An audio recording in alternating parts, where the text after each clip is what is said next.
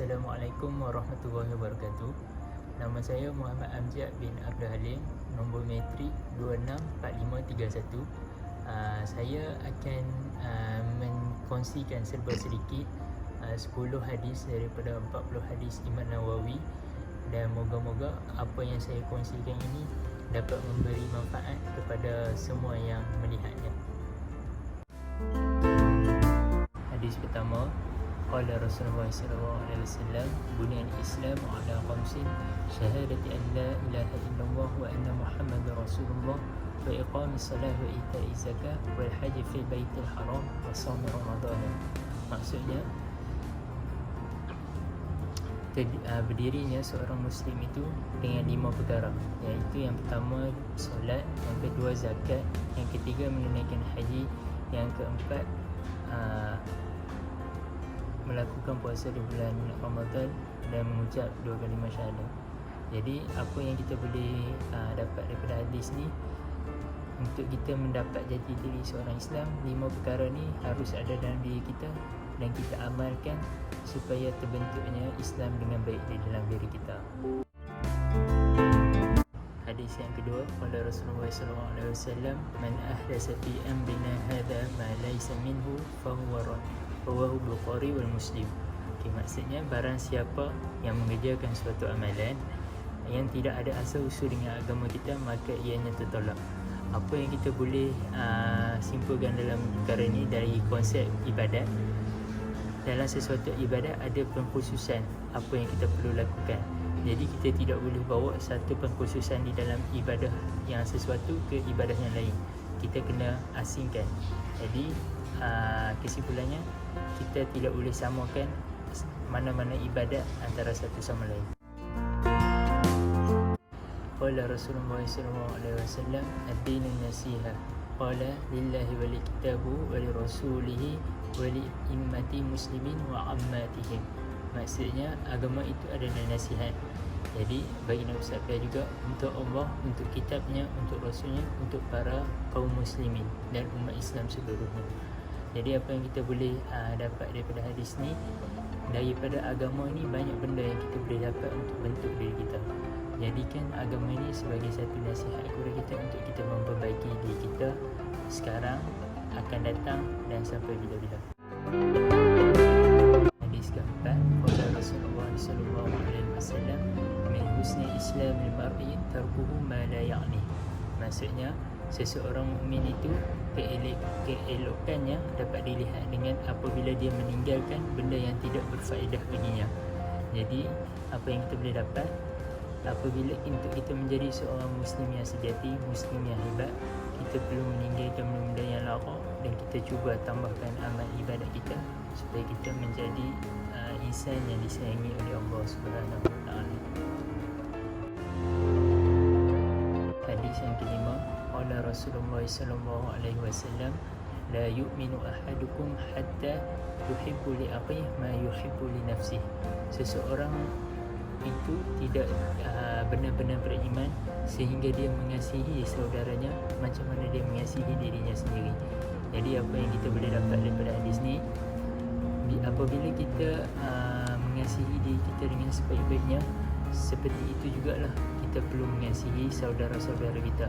Seperti itulah kita kena membantu saudara-saudara kita untuk kita sama-sama dapat memahami Islam dengan baik, kita dapat berkongsi apa-apa antara satu sama lain.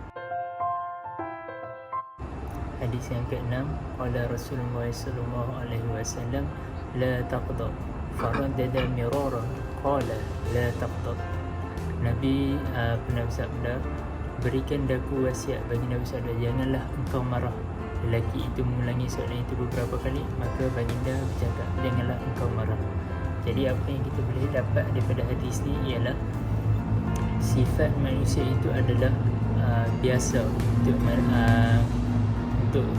berperasaan marah, tetapi kita perlu kawal bila kita perlu marah dan bila kita perlu tidak marah.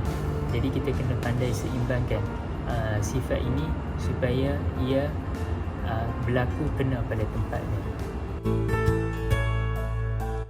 Qala Rasulullah sallallahu alaihi wasallam, man ra'a minkum munkaran falyughrib.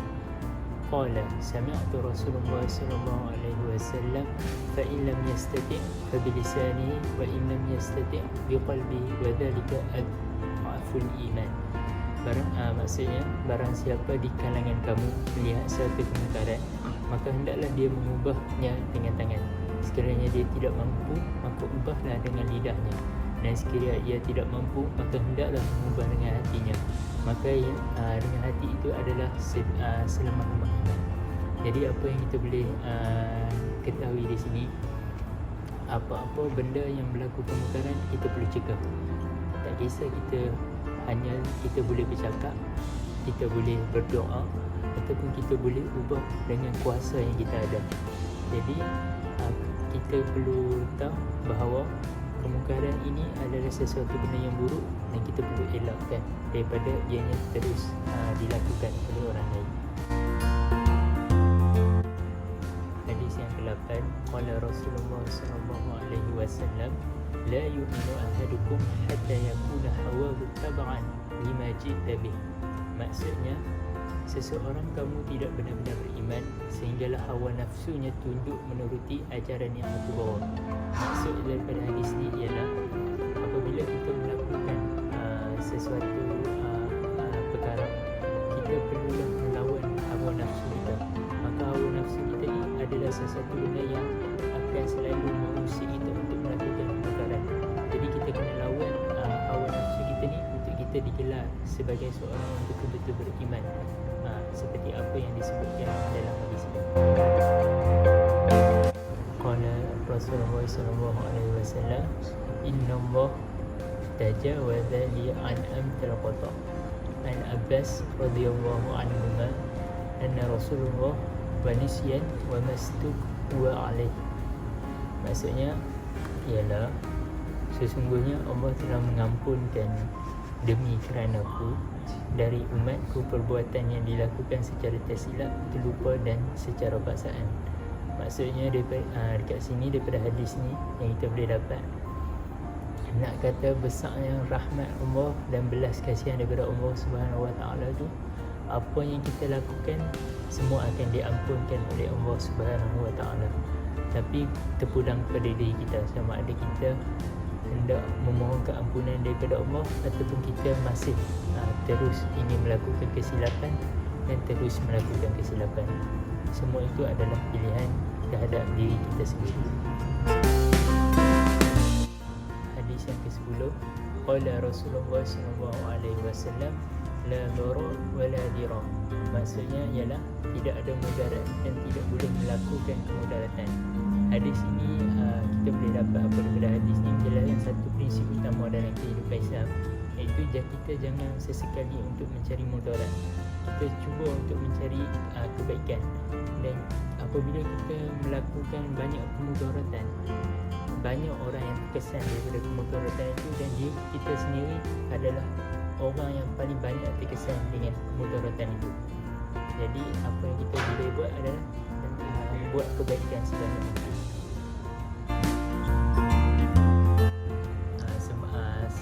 Di akhir kalam saya, daripada perkongsian saya daripada 10 hadis tadi, apa yang saya harapkan daripada video ini, saya berharap semua yang melihat video ini mendapat manfaat dan sama-sama kita amalkan seberapa banyak yang kita boleh amalkan, dan kita sebarkan kepada orang-orang di luar sana supaya hadis-hadis ini diketahui oleh masyarakat, dan masyarakat juga dapat mengamalkan apa yang telah saya kongsikan, dan kita sama-sama mendapat rahmat dan keberkatan daripada Allah Subhanahu Wa Taala.